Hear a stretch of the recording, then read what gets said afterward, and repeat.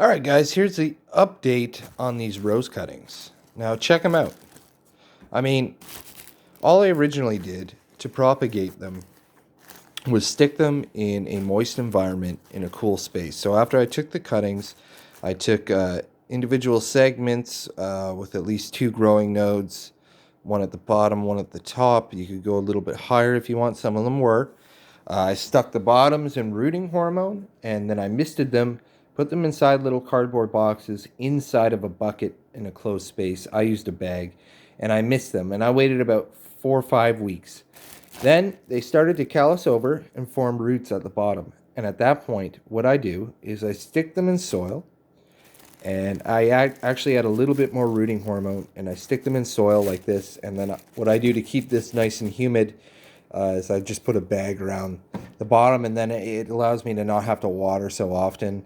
And there's holes at the bottom for drainage. So, I mean, the water, once the heat hits this bag, it starts to get really humid in there, and it's a perfect environment for them to make roots, even more roots. And at that point, what I'm going to do is leave this until spring, bring it out, get them acclimated, and separate them, put them in pots. That's it.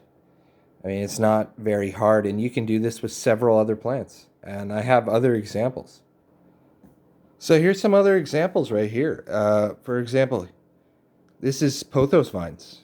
And what you do is you just take cuttings, and then along the vine you see some nodes, and you can separate them. I keep them with about at least 2 or 3 leaves. Stick them in water, they'll start to root. Snake plants, you take an individual leaf, and then you cut it into 4 or 5 inch segments, and then the downwards facing part of the leaf, obviously you keep it in that orientation, and you stick those in water. And in here I have more pothos and ZZ plant as well. This could take a long time in water, but you can still strike them. It could take up to 2 months. But if you have houseplants, you want to make some money, you want to propagate things real easily, stick them in water and propagate them, or find out how they propagate. Some of them have nodes along the stem, like a lot of philodendrons. So, pothos vines, things like monstera. Snake plants propagate real easily from leaf cuttings. Most monocots do. I mean, look at these roses. They were extremely easy to propagate from hardwood cuttings without soil. And now all I got to do is stick them in a pot and leave them there. Here's another example. Ficus elastica. Amazing houseplant, beautiful houseplant, really easy. I stuck some rooting hormone on a cutting, slipped it in some soil, put this bag around it. I did the same thing with this fiddle leaf fig as well. And some of them you can propagate those in water as well. They just take a little bit longer. So figure out how your plants grow. Do they grow from rhizomes, like underground rhizomes, stolons, offshoots, pups, or do they have nodes along a vine like ivy or philodendron? And I can give you another example here. I'll pause for a moment. I'll give you another example of what else you can do. So right here, this is an arrow garden that I grew basil in last year. And this year I just repurposed it. Like, I'll still be able to grow basil in it again if I want to. But it's a hydroponic garden. And all I did was I add some water in there and I stick my cuttings in there. And I mean, you get some of them rooting, and the chances are not all of them are going to root. Like Scheffleria here, this umbrella tree.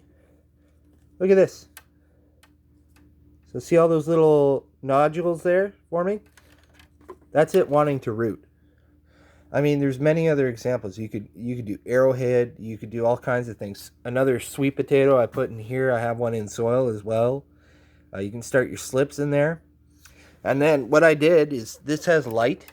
And then I also have a light bar, and then I just pot up my cuttings once they root and allow them to grow. And I mean, it's kind of a drafty area by the window, but up ahead there's a heater. It keeps it warm. I have a heat mat right over here blocking the draft.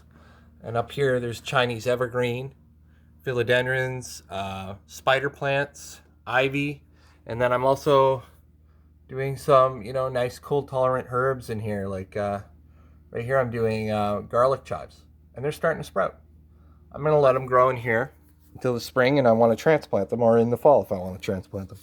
And that's all you need to do if you're a gardener and you're crazy about plants like I am, and let's say you want to make money off of plants, house plants, whatever, plant starts, get started in the winter. Do something in the winter. You can start all kinds of cuttings. Lilacs, roses, any type of shrub really you can overwinter or do inside your house, or even in a cold frame, or an extra protected greenhouse outside. It's real simple, real easy to do, and I encourage everybody to try it. Thank you guys. Have a good one.